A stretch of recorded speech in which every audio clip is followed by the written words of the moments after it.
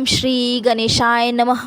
प्रिय भक्तजनों, माताओं, बहनों और श्रद्धालु श्रोताओं, आप सभी को गणेश जयंती के इस पावन अवसर पर कोटि कोटि शुभकामनाएं। आज का यह दिन केवल एक पर्व नहीं है, बल्कि आस्था, विश्वास और संयम और भक्ति का जीवंत स्वरूप है। कहा जाता है, जिस घर में भगवान गणेश के सच्चे मन से जयंती का व्रत विशेष रूप से गृहस्थ जीवन के लिए अत्यंत शुभ माना गया है।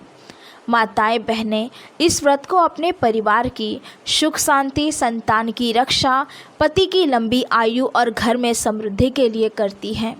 यह व्रत हमें सिखाता है कि जब मन शुद्ध हो, भावनाएं पवित्र हो और श्रद्धा अड़िग हो, तब ईश्वर स्वयं हमारे जीवन के कठिन राहों को सरल बना देते हैं।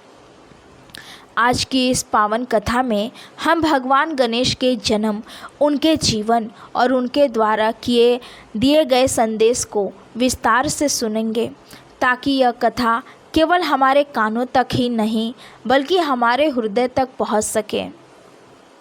बहुत प्राचीन काल की बात है। हिमालय की गोद में स्थित कैलाश पर्वत पर भगवान शिव और माता पार्वती का दिव्य निवास था। भगवान शिव ध्यान और तपस्या में लीन रहने वाले योगेश्वर थे, तो माता पार्वती प्रेम, करुणा और ममता की साक्षात मूर्ति थी। माता पार्वती का हृदय स्नेह से भरा हुआ था। वह चाहती थी कि उनका भी एक पुत्र हो, जो उनका अपना हो, जो उनकी आज्ञा माने और जो उनके हृदय के सबसे निकट हो। एक दिन माता पार्वती ने स्नान करने का निश्चय किया। उन्होंने अपने स्नान गृह को पवित्र किया और द्वार पर पहरा देने के लिए किसी को न पाकर उन्होंने स्वयं ही अपने शरीर के उपटन से एक सुंदर बालक की रचना की। उस बालक में उन्होंने प्राण डाले और उसे जीवन दिया। वह बालक अत्यंत तेजस्वी और बलवान था।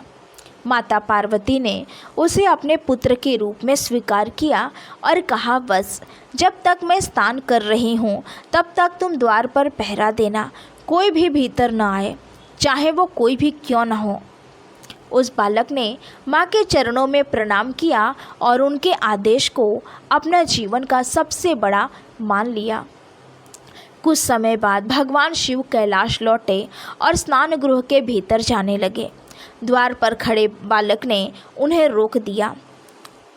उसने विनम्र लेकिन दृढ़ स्वर में कहा कि माता ने आदेश दिया है कि कोई भी भीतर नहीं जा सकता। भगवान शिव को यह सुनकर आश्चर्य हुआ। उन्होंने समझाया कि हे माता पार्वती के पति हैं, लेकिन बालक अपने आदेश से पीछे नहीं हटा। शिवगण भी क्रोधित हो गए। उन्होंने बालक को बलपूर्वक हटाने का प्रयास किया, लेकिन वह बालक अद्भुत शक्ति से युक्त था। वह अनेकों ही शिवगणों से युद्ध करने लगा। देवताओं ने भी उसे परास्त करने का प्रयास किया, लेकिन कोई भी उसे पराजित नहीं कर सका। अतः भगवान शिव को क्रोध आ गया और उन्होंने अपने त्रिशूल से उस बालक का सिर काट दिया। जब माता पार्वती स्नान करके बाहर आई और अपने पुत्र को निर्जीव अवस्था में देखा, तो उनका हृदय फट पड़ा। उनका शोक अपार था। उन्होंने क्रोध में विकराल रूप धारण कर लिया। माता पार्वती ने संपूर्ण सृष्टि के विनाश का संकल्प ले लिया। पृथ्वी, आकाश और पाताल तीनों लोग कांप उठे। देवता भयभीत होकर भगवान शिव के पास पहुँचे और उनसे माता को शांत करने की प्रार्थना करने लगे। तब भगवान शिव को अपनी भूल का आभास हुआ। उन्होंने माता पार्वती से क्षमा मांगी और वचन दिया कि वे उनके पुत्र को पुनः जीवित करेंगे। भगवान शिव ने अपने गणों को आदेश दिया कि वे उत्तर दिशा में जाएं और जो भी पहला जीव मिले उसका सिर लेकर आए। गण उत्तर दिशा में गए और उन्हें एक हाथी मिला। वे हाथी का सिर लेकर लौट आए। भगवान शिव ने उस सिर को बालक के धड़ पर स्थापित किया और उसमें अपने दिव्य मंत्रों से प्राण फूंक दिए। उस क्षण संपूर्ण ब्रह्मांड में आनंद की लहर दौड़ गई। वह बालक पुनः जीवित हुआ, लेकिन अब उसका मुख हाथी का था। माता पार्वती का शोक आनंद में बदल गया। उन्होंने अपने पुत्र को हृदय से लगा लिया। भगवान शिव ने घोषणा की कि यह बालक गणों का स्वामी होगा और इसका नाम गणेश होगा। उन्होंने यह वरदान भी दिया कि संसार में कोई भी शुभ कार्य गणेश की पूजा के बिना पूर्ण नहीं होगा। जो भी श्रद्धा से गणेश का स्मरण करेगा उसके जीवन से सभी विघ्न दूर हो जाएंगे। भगवान गणेश का स्वरूप स्वयं में गहरे अर्थ छिपाए हुए हैं। उनका विशाल मस्तक ज्ञान और विवेक का प्रतीक है। उनके बड़े कान यह सिखाते हैं कि हमें अधिक सुनना चाहिए और कम बोलना चाहिए। उनकी छोटी आंखें एकाग्रता और ध्यान का संदेश देती हैं। उनकी लंबी सूंड यह बताती है कि जीवन में हमें कठोर और कोमल दोनों परिस्थितियों में स्वयं को ढालना आना चाहिए।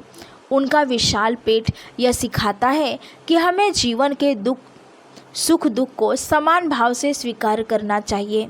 उनका वाहन मूषक यह संकेत देता है कि हमारी इच्छाएं चाहे कितनी भी छोटी या बड़ी क्यों न हो, यदि हम उन पर नियंत्रण रखें तो जीवन संतुलित बना रहता है।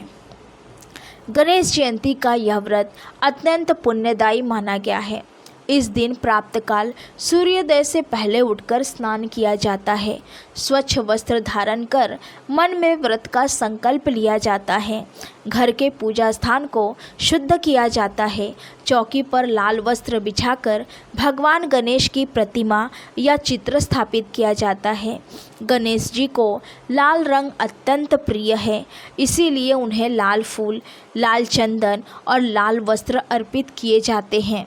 दुर्वा अर्पण का विशेष महत्व है क्योंकि दुर्वा भगवान गणेश को शीघ्र प्रसन्न करती है। मोदक, लड्डू या गुड़ चने का भोग लगाया जाता है। धूप और दीप जलाकर गणेश जी की आरती की जाती है और उनके मंत्रों का जाप किया जाता है। ओम गण गणपते नमः का जाप करने से मन को शांति मिलती है और जीवन की बाधाएं दूर होती हैं। कहा जाता है कि जो स्त्री श्रद्धा से गणेश जयंती का व्रत करती है और गणेश कथा सुनती है, उसके जीवन में आने वाले संकट स्वयं ही दूर हो जाते हैं। संतान से जुड़े कष्ट समाप्त होते हैं। घर में प्रेम और सौहार्द बना रहता है। यह व्रत हमें धैर्य, संयम और विश्वास का मार्ग दिखाता है। यह सिखाता है कि माता पिता की आज्ञा का पालन सबसे बड़ा धर्म है और अहंकार चाहे कितना भी बड़ा क्यों न हो, अतः उसे भक्ति के आगे झुकना ही पड़ता है। संध्या के समय गणेश जी की आरती की जाती है। इसके बाद चंद्रमा को अर्घ्य देकर व्रत का पारण किया जाता है। माना जाता है चंद्रमा के दर्शन के बिना यह व्रत पूर्ण नहीं होता। व्रत के अंत में गणेश कथा सुनना या सुनाना आवश्यक माना गया है क्योंकि कथा के बिना व्रत अधूरा रह जाता है। जब हम इस कथा को सुनते हैं तो हमारे भीतर की नकारात्मकता दूर होती है और मन भक्ति से भर जाता है। इस व्रत का फल अत्यंत महान बताया गया है। जिनके कार्य बार बार रुक जाते हैं, जिनके जीवन में परेशानियां पीछा नहीं छोड़ती, यदि वे श्रद्धा और विश्वास के साथ गणेश जयंती का व्रत करें तो भगवान गणेश स्वयं उनके जीवन की बाधाओं को दूर करते हैं। यह व्रत हमें यह विश्वास दिलाता है कि ईश्वर हर समय हमारे साथ हैं। बस आवश्यक है सच्चे मन से उन्हें याद करने की।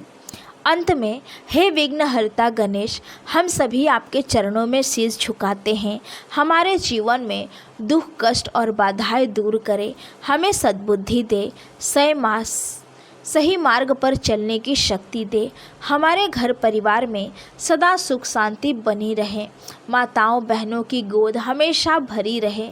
बच्चों का भविष्य उज्जवल हो और हर भक्त के हृदय में आपकी भक्ति बनी रहे। इसी मंगल कामना के साथ एक बार फिर आप सभी को गणेश जयंती की अनंत शुभकामनाएं। श्री गणेशाय नमः। यदि आपको यह पावन गणेश कथा हृदय स्पर्श कर गई हो तो कृपया इस वीडियो को लाइक करें, अपने परिवार और मित्रों के साथ शेयर करें ताकि गणपति बप्पा की कृपा सभी तक पहुँचे और ऐसी ही भक्ति भाव से भरी कथाएं सुनने के लिए हमारे चैनल को सब्सक्राइब कर बेल आइकन ज़रूर दबाएं। बप्पा आपकी हर मनोकामना पूर्ण करेंगे।